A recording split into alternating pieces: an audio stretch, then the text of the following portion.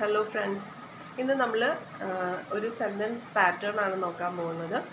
ഞാനല്ലെങ്കിൽ അവരവിടെ ഉണ്ടായിരുന്നെങ്കിൽ ഇങ്ങനെ സംഭവിക്കില്ലായിരുന്നു, അല്ലെങ്കിൽ ഇങ്ങനെ സംഭവിക്കുമായിരുന്നു എന്ന് പറയാൻ വേണ്ടിയിട്ട് നമ്മൾ ഇംഗ്ലീഷിൽ എങ്ങനെ ഒരു സെൻറ്റൻസ് ക്രിയേറ്റ് ചെയ്യാം എന്നാണ് നമ്മൾ നോക്കാൻ പോകുന്നത്. അപ്പോൾ ഈ ഒരു പാറ്റേണിൽ വരുന്ന first sentence, if I were there they wouldn't have beaten U.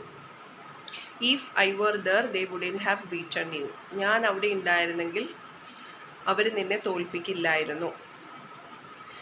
Second sentence വരുന്നത്, if she was there he wouldn't have come to pick up a quarrel with U.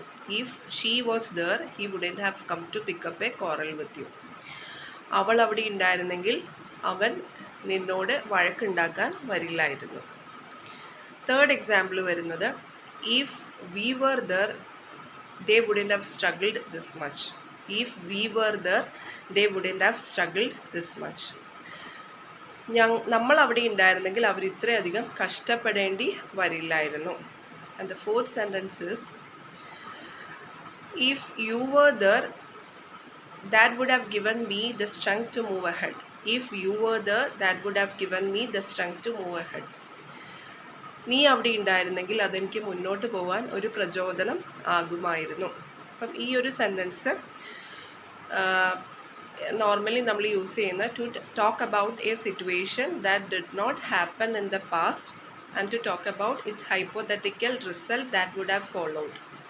പാസ്റ്റിൽ സംഭവിക്കാതിരുന്ന ഒരു സിറ്റുവേഷനെ കുറിച്ച് പറയാൻ വേണ്ടിയിട്ടും അത് സംഭവിച്ചിരുന്നെങ്കിൽ ഉണ്ടാവാവുന്ന റിസൾട്ടിനെ കുറിച്ച് പറയാൻ വേണ്ടിയിട്ടുമാണ് ഈ ഒരു സെൻറ്റൻസ്, ഈ ഒരു പാറ്റേണിൽ നമ്മൾ സെൻറ്റൻസസ് ക്രിയേറ്റ് ചെയ്യുന്നത്. ഈ ഒരു പാറ്റേണിൽ സെൻറ്റൻസസ് ക്രിയേറ്റ് ചെയ്യുമ്പോൾ നമ്മൾ യൂസ് ചെയ്യുന്ന formula subject plus was or verb plus would plus have plus third form of the വേർബാണ് നമ്മൾ യൂസ് ചെയ്യുന്നത്.